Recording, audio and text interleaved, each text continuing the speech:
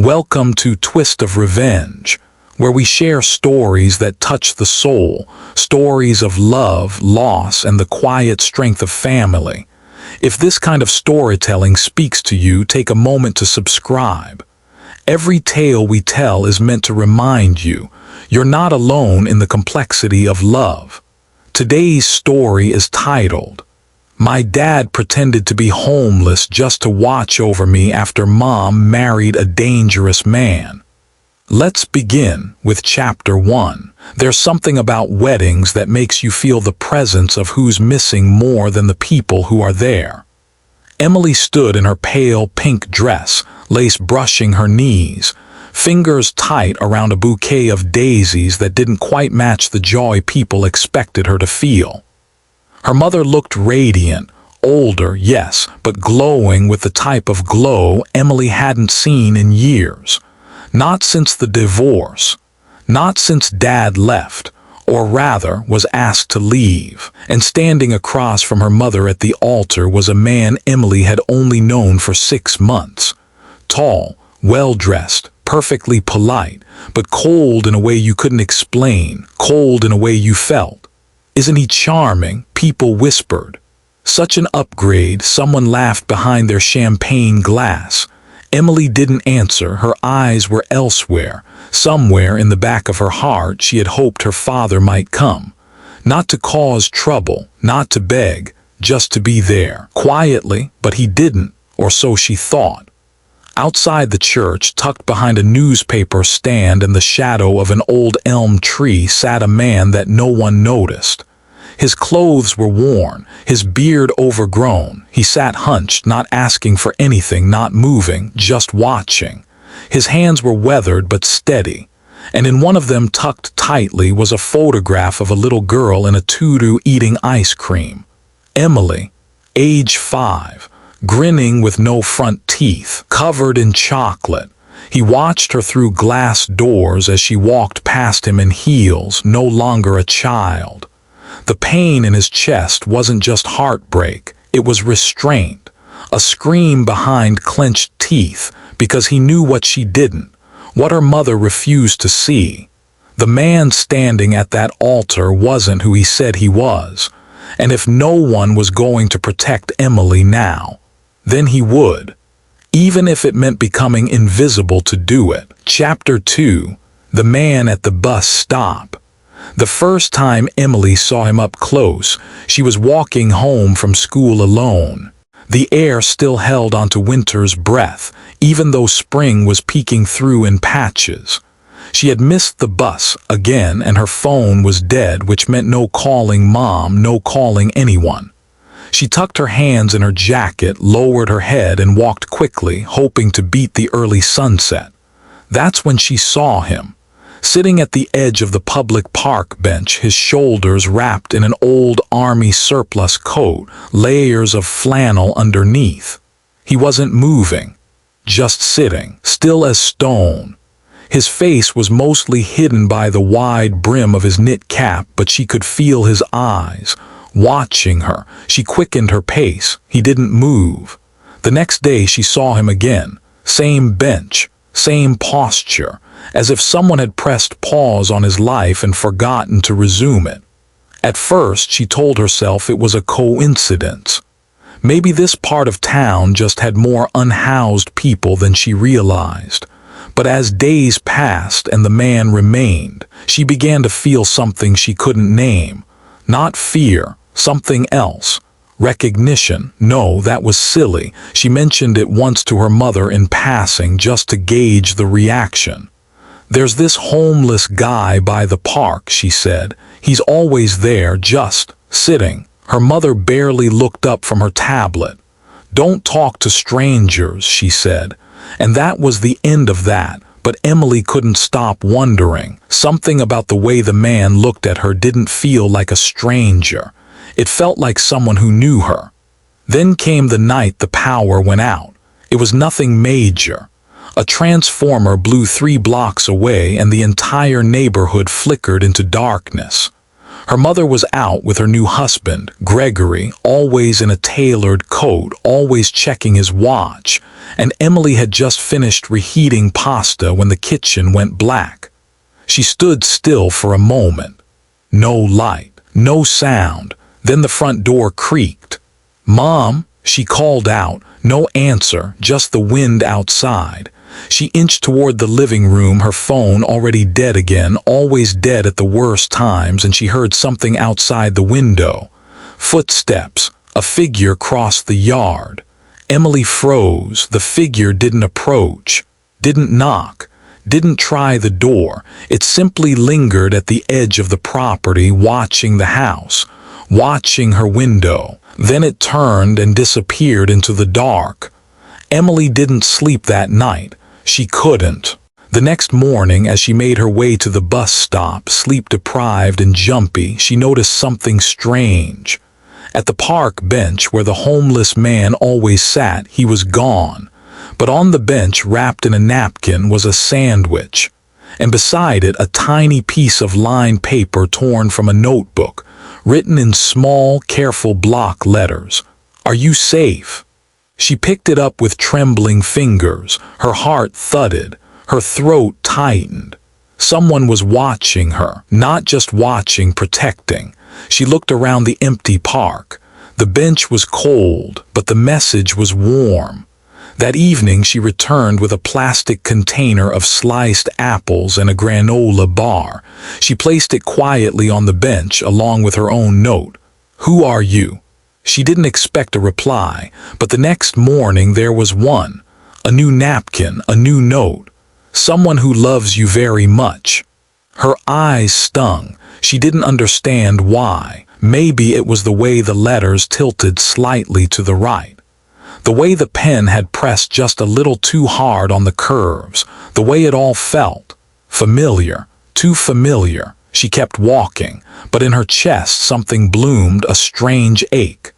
The kind you get when you're standing at the edge of a memory, too foggy to see clearly but too close to ignore, and somewhere behind her, from the shade of a bare-limbed tree, the man in the coat watched her take each step home. He didn't move, didn't blink, just closed his eyes and whispered her name. Chapter 3, Cracks in the Walls. The first time Gregory raised his voice, Emily flinched, not because he was yelling at her, but because of how fast it happened. One moment, her mother was asking him to lower the thermostat because the gas bill was high. The next, his voice cracked through the hallway like the snap of a belt. "I work 10 hours a day so you can be comfortable, and now you're counting pennies over heat." Silence fell. Her mother murmured something, an apology, or maybe just a way to end it, and Gregory brushed past them both, disappearing into his study, door slamming like thunder. Emily stood still by the stairs. Her mother avoided her eyes. "We all have bad days," she said softly. Emily wanted to believe her. She really did. But the bad days came more often after that. Subtle things, quiet controls.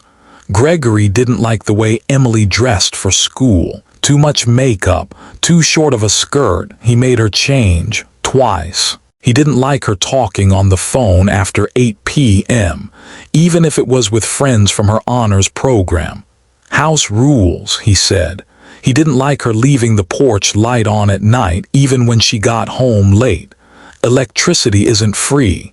And when she tried to talk to her mom about it, she got the same tired refrain.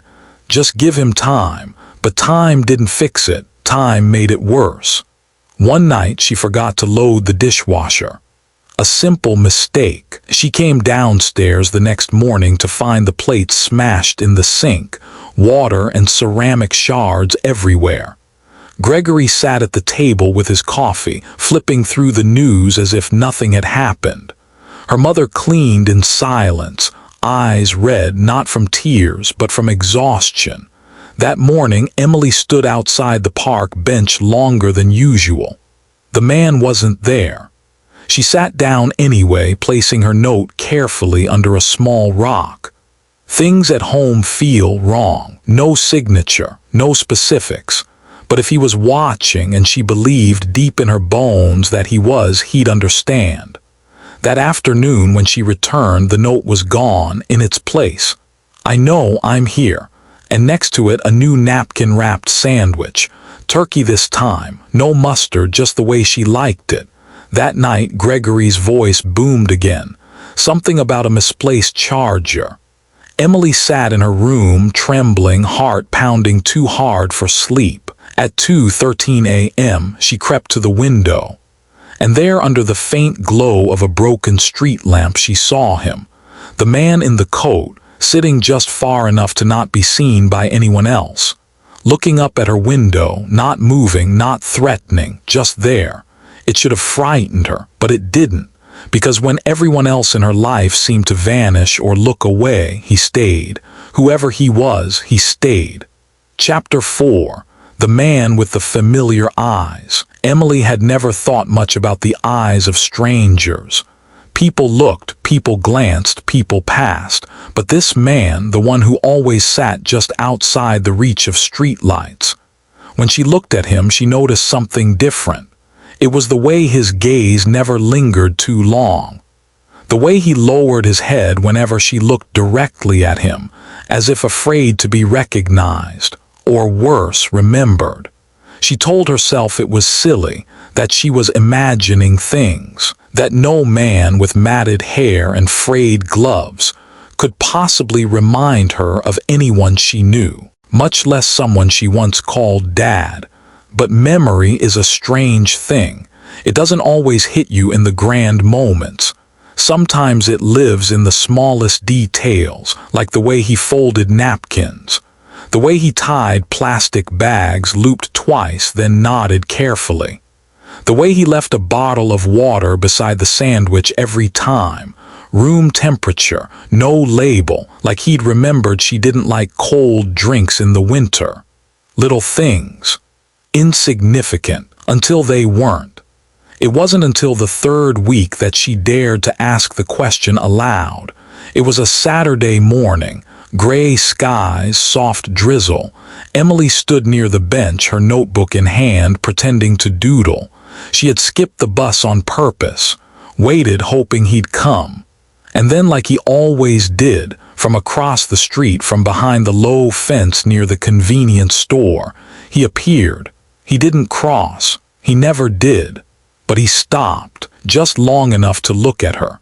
Their eyes met. This time he didn't look away, and she saw them, really saw them. The same warm brown, the slight asymmetry in the right eyelid, the quiet sorrow behind them, the kind that doesn't scream but settles in over years of carrying what no one else sees. Her breath caught in her throat. Dad. She didn't even realize she'd said it until the word left her lips. It didn't come out loud, just a whisper, barely enough to float across the street, but he heard it.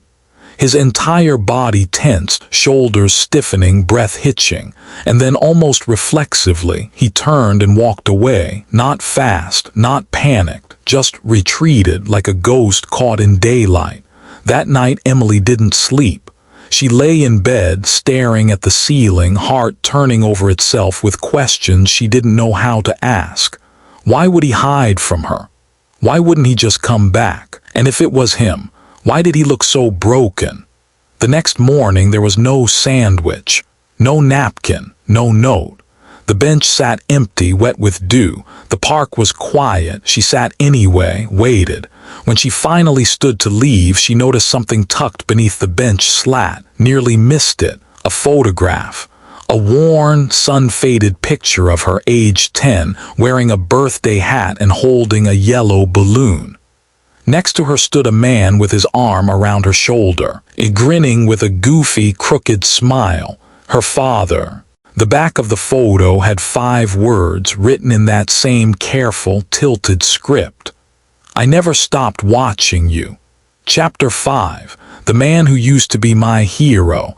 The photo stayed in her pocket all day. She didn't take it out at school, didn't show it to anyone, but she touched it over and over like a lifeline, as if the thin paper could somehow anchor her to something steady. Her teachers spoke. Friends laughed. The world moved, but Emily's mind was somewhere else. It was in a backyard 10 years earlier. She was 5. Her shoelaces were knotted like spaghetti. She had tripped trying to race the neighbor's dog, skinning her knees so badly the blood had soaked into her socks. She'd cried, screamed actually, loud, dramatic crocodile tears, and then he came, scooped her up in his arms, plopped her on the hood of his old truck, and whispered, "You're tougher than you think, baby bird." She remembered that baby bird, the way he used to call her that when she was small enough to climb on his back, when being loved was simple, before lawyers, before restraining orders, before Gregory. That evening, Emily stood in front of the hallway closet where her mother kept old photo albums. It had been years since anyone had opened them. She dug past Christmas decorations and dusty boxes until she found what she was looking for. A green binder, duct-taped along the spine, edges bent from age. She flipped through page after page, birthdays, school projects, Disneyland trips.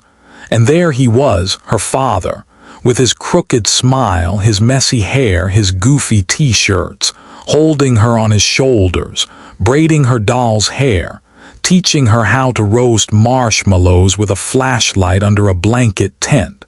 But there was something else in those pictures she hadn't seen before.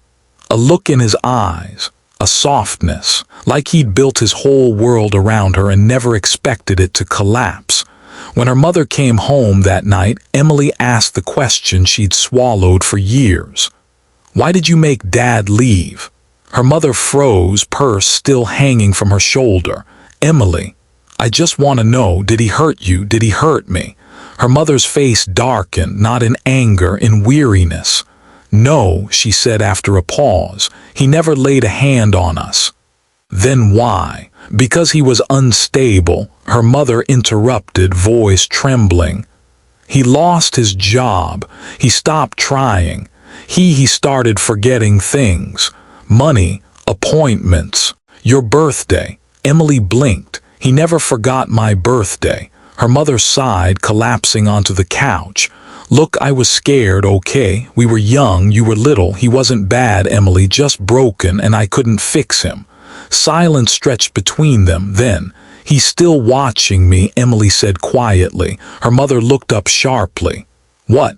"I think he's been around, near the school, near the park." Her mother's jaw clenched. "That man, that homeless man you mentioned." Emily nodded. Her mother stood abruptly. "Absolutely not. Emily, if he approaches you, you tell a teacher, you call me, you do not talk to him. That man is not your father anymore." Emily didn't respond. She just walked upstairs, closed the door to her room, and locked it. Then she pulled out the photo again, looked into the eyes of the man she used to call a hero.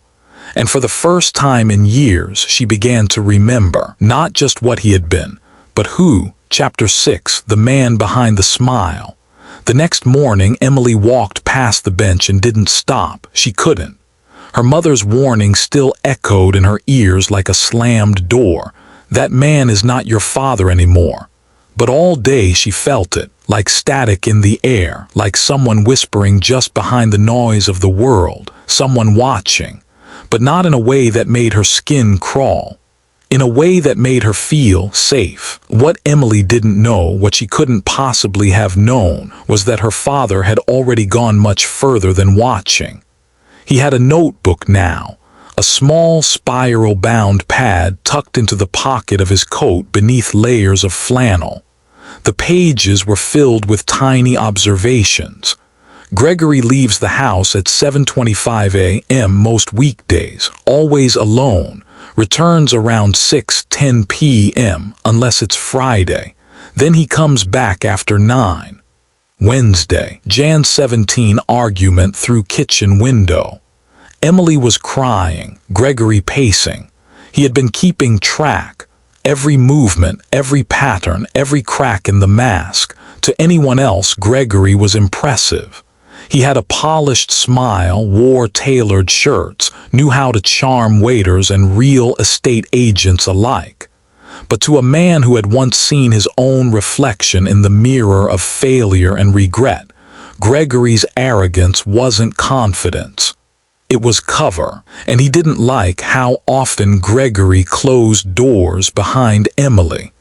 Didn't like how her posture changed around him. Didn't like the way she flinched when he touched her shoulder at the grocery store that one afternoon.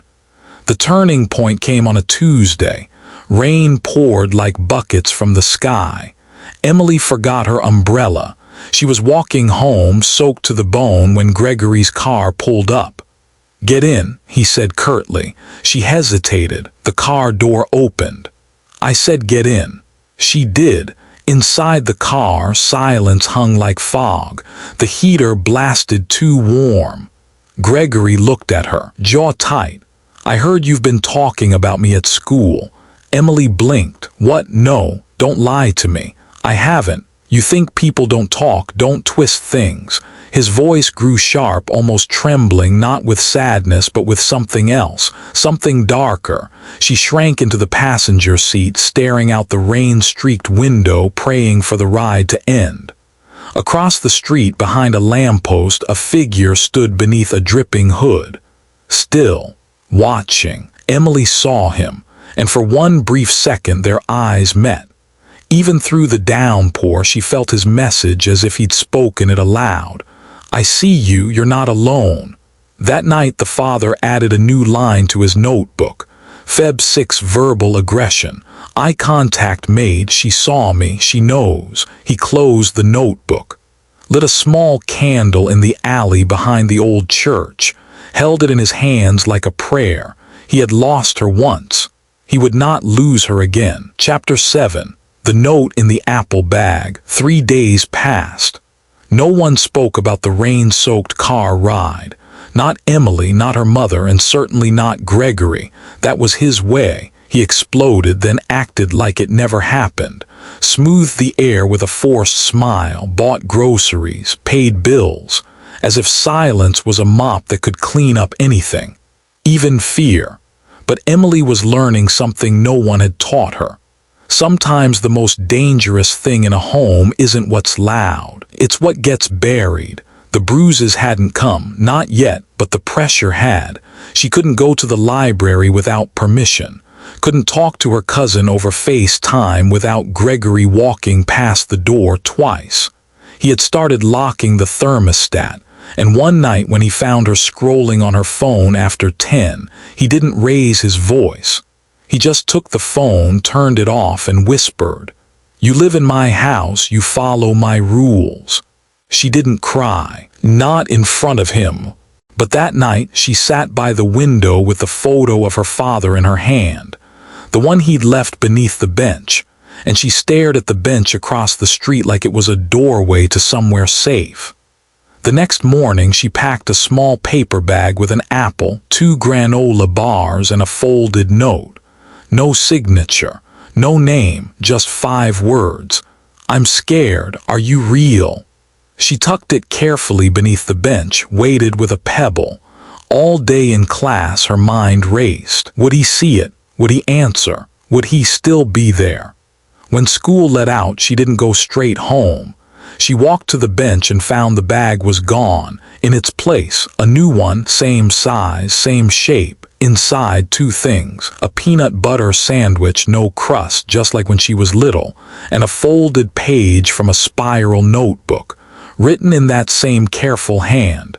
"Yes, I'm real, and I've never stopped watching over you, not for a single day." She read the note 3 times before slipping it into her sleeve.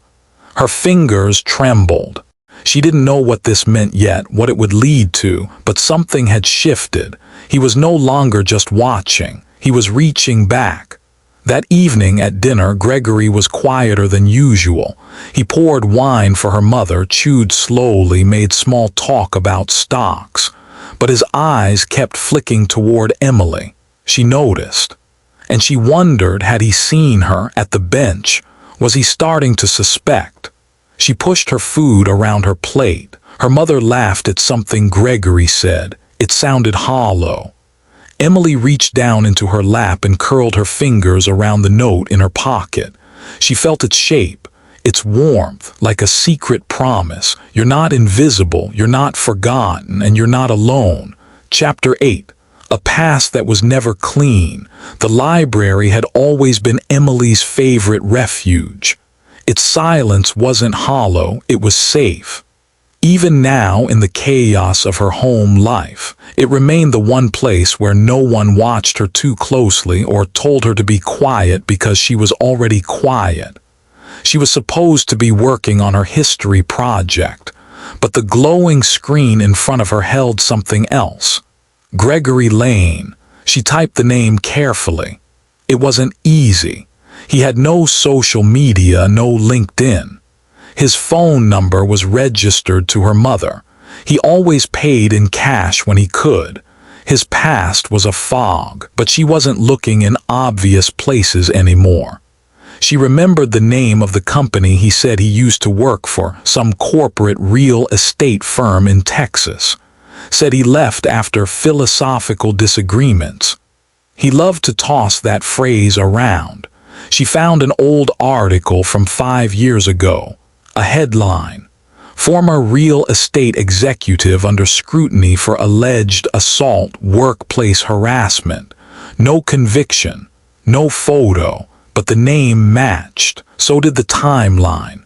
Emily leaned back in her chair, her skin buzzed. She stared at the screen, heart thudding, not sure what to believe. Was it the same Gregory? Had her mother known? Or worse, had she not wanted to know? Meanwhile, just 4 blocks away, her father sat in the back booth of an old diner. It was a place no one would think to look for him. Dim lights, torn red leather seats, and a waitress who didn't ask questions so long as you tipped in cash. He wasn't eating. He was reading. 2 weeks ago, he'd stolen a moment in the county clerk's office, using a borrowed suit and a fake name. Today, the background check he'd requested came through.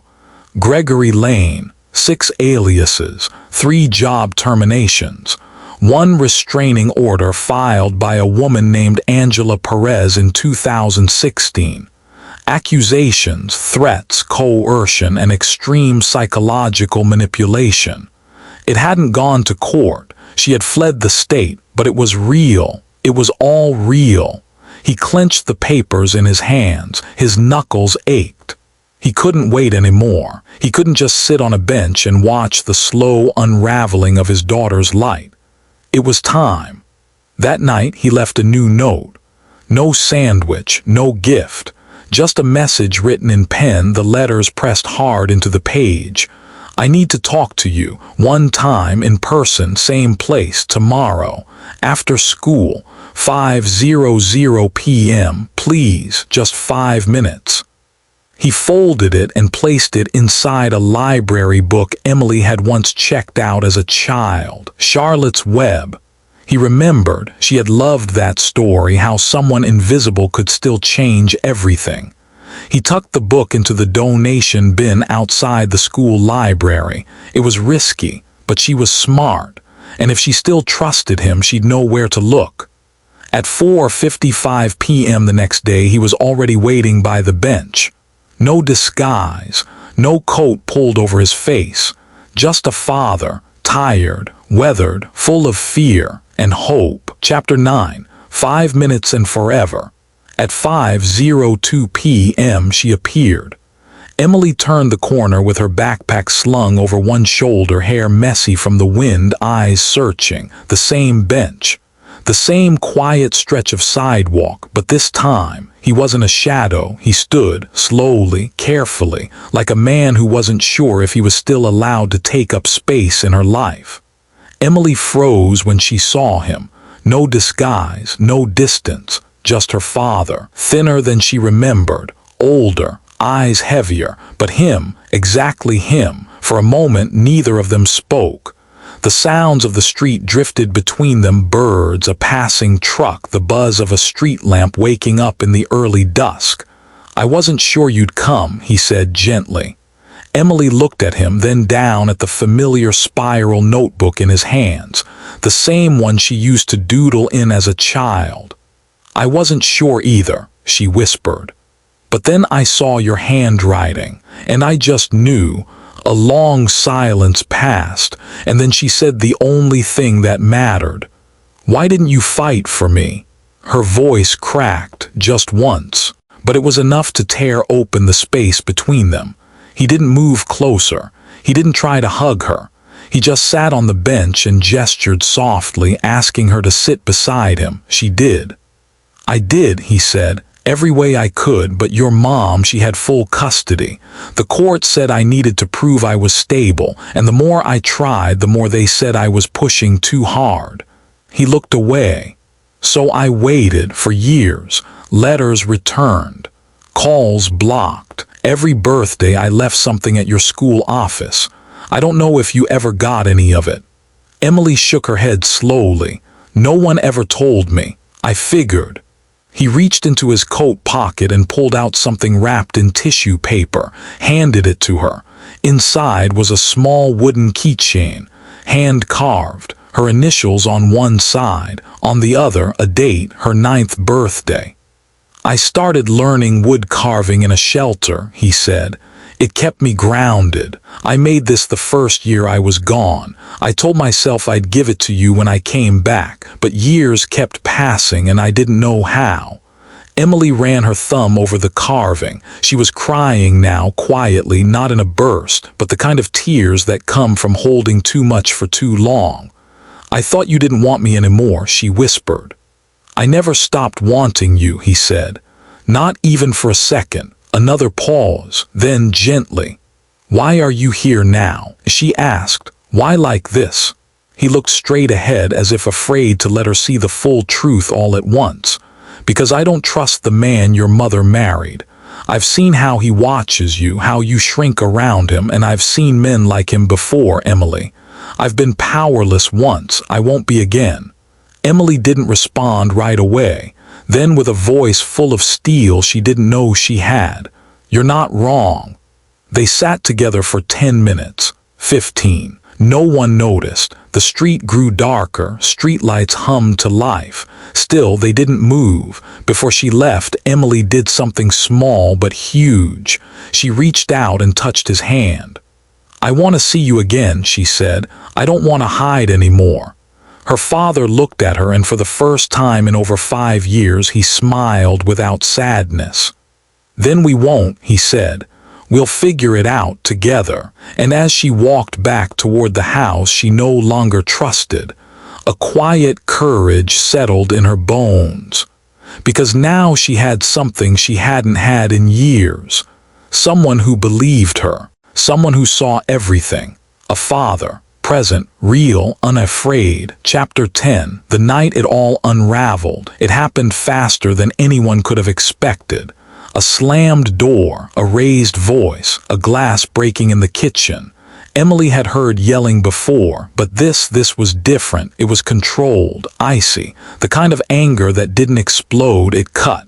Gregory wasn't shouting at her, he was whispering, but each word was sharp enough to leave bruises you couldn't see. "I told you," he hissed, gripping her wrist just a little too tight. "I told you what would happen if you kept sneaking around." "I wasn't," Emily tried to pull away. "I was just at the library." "Don't lie to me," he snapped. "You think I don't know what's going on? You think I haven't seen you whispering, hiding things? I'm not stupid." He shoved her hand away, turned to pace. Her mother stood at the edge of the hallway, frozen, saying nothing, just like always. Emily's voice shook. "You can't keep treating me like this." Gregory stopped mid-step. He turned to her slowly, and for the first time there was no mask, no charm, only that hollow, hateful stare. "I can do whatever I want. This is my house." Outside, under the shadow of a leafless tree across the street, her father stood in the dark, phone clutched in his hand. He hadn't meant to be there, not tonight. But something had pulled him there, something instinctual, the same force that told animals when to run from fire or birds when to flee a coming storm. He saw the silhouette of Gregory in the window, too close to Emily, too loud, too wrong. He took a step forward, then another, then he ran. Emily didn't hear the front door open. Gregory had locked it earlier, but the sound of shattering glass in the back of the house made them all freeze. Seconds later, a voice roared through the hall, "Get away from her." Her father stood there, rain on his shoulders, fists clenched, chest heaving like a man pulled from the depths of the ocean. Gregory's face went white. What the hell are you doing here?" "I told you," her father said. "I've been watching and I've seen enough." Gregory lunged, but he never made it. Her father stepped forward first, faster than any of them expected, shoving him backward so hard Gregory stumbled into the bookshelf, knocking over a lamp and landing with a crash. It wasn't violent. It was instinct. It was protection. Emily's mother screamed, "What are you doing?" Her father didn't answer. He was already dialing 911. And Emily, shaking, breath shallow, walked straight to her dad and stood behind him. She didn't need to hide anymore. The police came 12 minutes later, not fast enough to undo the damage, but just in time to see the look on Gregory's face when he realized his show was over. They took statements, photographed the bruise on Emily's wrist, asked questions about past behavior. Gregory stammered through excuses, but Emily's voice was steady, clear. "I was afraid of him," she said, "and my dad saved me." Her father didn't flinch. He was used to not being believed, but this time someone had listened. As the squad car pulled away, taking Gregory into the first night of accountability he'd ever truly known, Emily and her father stood under the porch light together. She turned to him, eyes rimmed with tears. "You really never stopped watching." He looked at her like she was still his baby bird. "I never blinked." Chapter 11, What Comes After the Storm.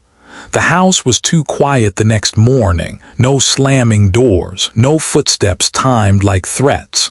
No voice reminding her what she'd done wrong before she even opened her eyes. Just birds and coffee brewing downstairs, and the smell of toast. Emily blinked at her ceiling, unsure if she had dreamed it all. The fight, the crash, the sirens, but the faint ache on her wrist told her it was real. She sat up slowly, muscles still stiff with the memory of fear. Her bedroom door was ajar, something it hadn't been in weeks. She walked out. Her father was in the kitchen, wearing a wrinkled t-shirt and reading glasses that sat slightly crooked on his nose. He was holding a piece of burnt toast like it was an unsolvable mystery. "Morning," he said gently. Emily nodded. Her voice wasn't ready yet. He poured her orange juice, no pulp, just how she used to like it. She hadn't told him that, he just remembered. They sat across from each other at the small kitchen table. She noticed his hands, how they looked older now, thinner but steady. And then for the first time she asked a question she had carried for years. "Where did you go after?" Her father looked down at his plate.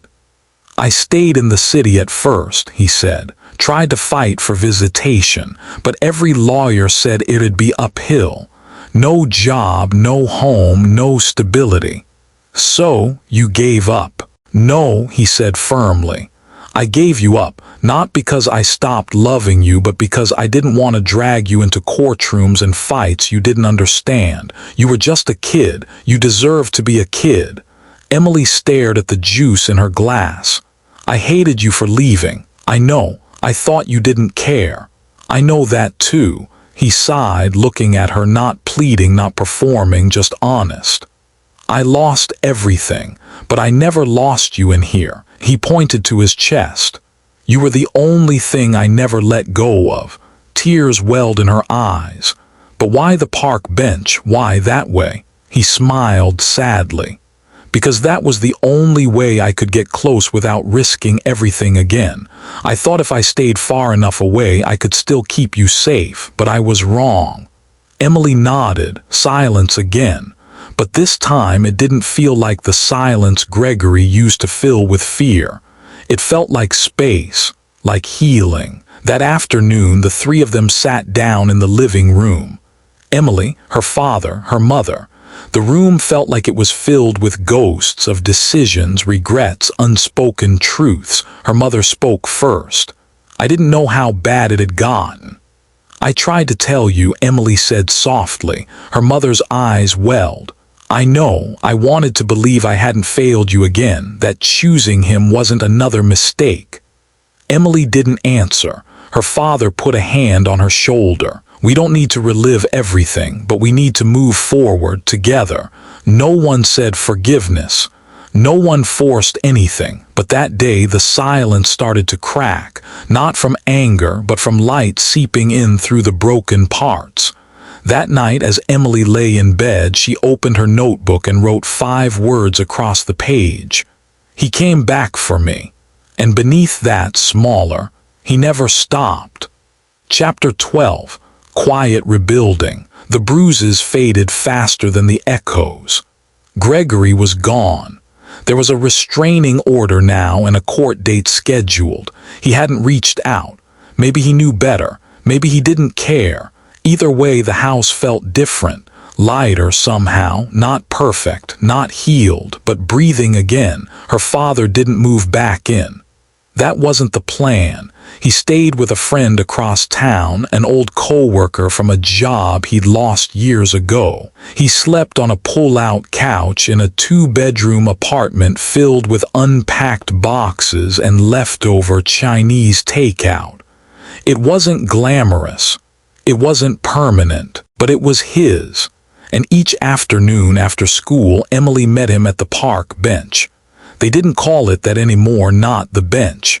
It had become their place, a sort of anchor between then and now. They talked, sometimes for 10 minutes, sometimes for 2 hours, sometimes with words, sometimes without. She brought him coffee in a paper cup. He brought her apples wrapped in napkins. Neither of them mentioned how those roles used to be reversed. One day she brought a box. Inside were the wooden keychains he'd carved over the years. Dozens of them. Some were tiny animals, others were initials. A few were mistakes, half-sanded, misshapen. But she'd found them all in the paper bag he had left in her mailbox the week before. "I thought you might want these," she said, placing them on the bench between them. He picked one up, a tiny turtle with a chip in the shell. "I made this one after your 12th birthday," he said. "I didn't know what else to give you. I wasn't allowed to be there." "I love turtles," she whispered. "I know." A pause, then he looked at her. "Emily, do you want me to be in your life again, for real this time, not just as a ghost outside your window?" She didn't answer right away. Instead, she opened her backpack, pulled out a school form. Parent's signature required. She handed it to him. He stared at it. Simple, uneventful, but it felt like holding a piece of the moon. "Thank you," he said quietly. "You're my dad," she replied. "You don't need permission to love me." That evening, Emily's mom cooked dinner. Nothing fancy, just pasta and frozen garlic bread. But when her father stopped by to drop off the signed form, she invited him in.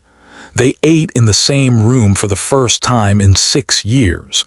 It was awkward, but no one raised their voice. No one left the table early, and when the meal was over, Emily's mom whispered, "Thank you for being there that night." He nodded. "I never left." Before he headed out, Emily walked him to the door. "Will you be at the hearing?" she asked. "Of course," he said. "I'll be in the front row. Not on the bench this time." He laughed softly. "Only if the chairs are taken." She smiled. It wasn't the smile of someone pretending everything was okay. It was the smile of someone finally able to believe that it could be. That night she took the photo he had given her, the one from years ago with the birthday hat and the crooked grin, and placed it on her nightstand. Not hidden in a drawer, not folded into a notebook, out in the open, home again. Chapter 13, Courtrooms and Crossroads. The courthouse didn't look how Emily expected. It wasn't grand, no marble pillars, no sweeping staircase like the movies. Just a rectangular building with tired windows and cold fluorescent lights. But inside, it felt like standing at the edge of something bigger, something irreversible. They sat in the second row, her father beside her, wearing his only pressed shirt and a tie that had belonged to his own father. Emily's mother was there too, quietly folding and unfolding a tissue in her lap. Across the aisle, Gregory sat behind his lawyer, stiff and pale. His expensive suit looked newer than the truth. Emily could feel his eyes on her. She didn't look back. The judge was calm, firm, a woman with silver-streaked hair and a voice that didn't need to raise itself to command silence. The proceedings moved quickly. Witness statements, character reports, documentation of the bruise, the broken lamp, the 911 call, the background check her father had submitted quietly through his lawyer. Each item came like a wave. By the time Gregory's lawyer tried to speak in his defense, the tide had already turned. Emily was called to the stand. Her knees shook when she stood, but her voice did not. She told the truth about the control, the fear, the feeling of being watched even in her own bedroom, about the night it escalated. She didn't cry, she didn't tremble. She looked straight ahead and spoke with the clarity of someone who had been silent too long. The judge asked her one question before dismissing her. "Do you feel safe now, Miss Lane?" Emily turned to her father, met his eyes. "Yes," she said, "I do." The ruling wasn't dramatic, but it was final. Restraining order extended. Gregory was barred from approaching Emily or her school for a minimum of 2 years. Charges were filed, and custody, if it ever came to question, would never involve his name again. He didn't speak as he left the courtroom, but he looked back one last time, and what he saw was a family he would never control again. Outside, the air was cold and crisp. Emily stood on the courthouse steps beside her dad, fingers buried in the sleeves of her sweater. "Is it really over?" she asked. He shook his head gently. "Nothing like this ends all at once, but it's no longer chasing us." She let that sink in. "Then, you were the only one who saw it before anyone else." "I saw you," he said. "That was enough." They walked back to the car in silence, but it wasn't heavy silence anymore. It was peace, earned, quiet, and whole. Chapter 14, The Room with the Yellow Lamp. The first thing they cleaned was the windows. It wasn't symbolic at first. They were just dirty. But as the glass grew clearer, something changed in the house. Light came in differently. The rooms felt wider, like they were finally allowed to exhale. Emily's father didn't move in. He never asked. But on Sundays he came early. He brought breakfast, banana pancakes the way she used to like them when she was little, stacked high with too much syrup. He fixed the leaky faucet in the downstairs bathroom, replaced the batteries in the smoke detectors, took her car to get the oil changed without being asked. He never made it about proving anything. He was just there. And sometimes that was everything. One afternoon, Emily opened the door to the guest room, the one they never used. It still smelled like dust and forgotten holidays. Inside was a box she didn't recognize. She opened it. Wood shavings. A small, hand-carved music box. Inside, tucked into the lid, a note in her dad's handwriting. "For your room. Any room you want to call yours. Love, Dad." She didn't cry, not until later that night when she placed it by her bed next to the photo. And beside it she added a yellow desk lamp, not because she needed the light, but because he used to say yellow light made a room feel safe. The next weekend she invited him to help her repaint.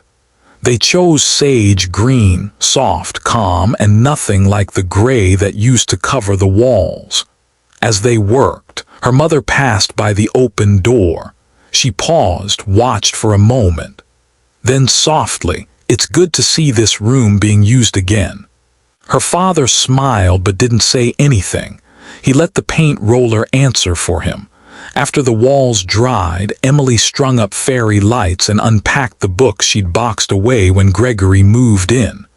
She lit a lavender candle, hung an old photo on the wall, her, age 7, holding a frog in one hand and her dad's sleeve in the other. She had written on the back in crayon, "My dad is my safe place." Now, years later, it still was true, but deeper, not because he fixed things, not because he knew the answers, but because he stayed when it was hard. One night they sat on the porch together. She watched the stars. He sipped tea from a chipped mug. "Did you think I'd ever forgive you?" she asked. He looked at her with tired, kind eyes. "I didn't expect it," he said, "but I hoped." She nodded. "I used to dream you'd show up at my school, like in a movie." "I did," he said, "twice. I watched from the parking lot." She smiled. "You could have said something. I didn't know if I had the right." "You always did," she whispered. And in the stillness of the evening, between the shadows of what was and the light of what could be, they sat side by side, a room healed, a bond repaired, a future unfolding. Chapter 15. The photo on the fridge. It was Emily's last week of senior year. The halls buzzed with yearbook signings, college sweatshirt selfies, and whispers about prom dates. Everyone was rushing toward something, toward adulthood, toward escape, toward the lives they were about to invent. But Emily, she felt something else. A quiet sort of arrival, not at a destination, but at herself. One afternoon after finals, she came home to find a familiar sound coming from the garage, the rhythmic thunk-thunk of sanding wood. She peeked in. Her father stood over a workbench he'd built from scraps and stubborn hope. Shavings curled around his boots like fallen petals. "What are you making?" she asked. He smiled without turning. "You'll see." She didn't press. He liked his little secrets, the quiet kind that weren't meant to hide things but to gift them. That evening she opened the fridge to grab a bottle of water and froze. Pinned to the door with a magnet shaped like a sunflower was a photo, one she hadn't seen in years. It was her, age 4, sitting on her dad's shoulders. Her hands were clutched in his hair, her mouth open mid-laugh. Behind them was a carnival, balloons, cotton candy, a blur of childhood. She pulled it off the fridge gently. On the back he'd written, "You made me brave even then." Her throat tightened. She turned and he was there, leaning against the kitchen doorway, arms crossed loosely. "I found it in a box I kept," he said. "Figured it belonged here again." She held the photo to her chest. "Thank you," she whispered, "for everything." "No," he said softly. "Thank you for letting me come back, for letting me be your dad again." She stepped forward. "I don't think you ever stopped being him," she said, "even when you weren't here." Later that night they sat on the porch. She handed him an envelope, her college acceptance letter. He didn't open it right away. "Whatever it says," he murmured, "I'm proud of you." She nodded, eyes glinting under the porch light. "I want to study psychology," she said, "help kids who feel invisible." He turned to her, smiling. "You already started." As they watched the sun dip behind the trees, Emily leaned her head on his shoulder. The porch light flickered once, then glowed steady. She looked up. "Dad, yeah, did you know the whole time that I'd be okay?" He paused. "No," he admitted, "but I never stopped hoping." She smiled, eyes closed. "Hope's enough." Chapter 16. The Man Who Never Left. The morning of graduation was warm. Not hot, not humid, just warm enough to feel like hope. Emily stood in front of the mirror, adjusting her cap for the 3rd time. Her gown swayed around her ankles, her honor cords draped over her shoulders. There was a calm in her hands today, a steadiness. She no longer felt like a girl hiding in corners. She felt like someone who had lived something real and survived it. Her mother took photos on the front lawn. They smiled together, nervous, honest, learning how to forgive in real time. And then her father appeared at the curb holding a bouquet of sunflowers. She hadn't told him sunflowers were her favorite. He had remembered anyway. "Ready?" he asked. Emily nodded. "I've been ready longer than I knew." The ceremony was full of applause and speeches and caps flung high into a blue sky. But what she remembered most was this. When her name was called and she walked across that stage, she heard one voice in the crowd louder than the rest. It was her father, not shouting, not filming, just clapping with everything he had. That evening back at home, they ate dinner together, her dad and her mom. No tension, no ghost, just people trying. And when dessert was served, chocolate cake with uneven frosting, her father slid a small wooden box across the table. She opened it. Inside was a key. She looked up. "It's to the little studio I'm renting," he said. "Just in case you ever need a place that's yours. No questions, no expectations." She touched the key, held it tight, then leaned forward and wrapped her arms around his neck. "I don't need another place," she whispered. "I just need you." And for the first time in a very long time, he cried. Studio, to our listeners, thank you for staying with us through this journey of a father who never stopped loving and a daughter who found her way back to safety and truth. Stories like these remind us that not every hero wears a cape. Some wear old jackets, sit on cold benches, and wait patiently until their love is finally seen. If this story touched your heart, we'd be honored if you subscribe to our channel. Here, we believe in the power of healing, of family, and of second chances. From all of us at Twist of Revenge, we wish you peace in your home, strength in your heart, and love that never lets go.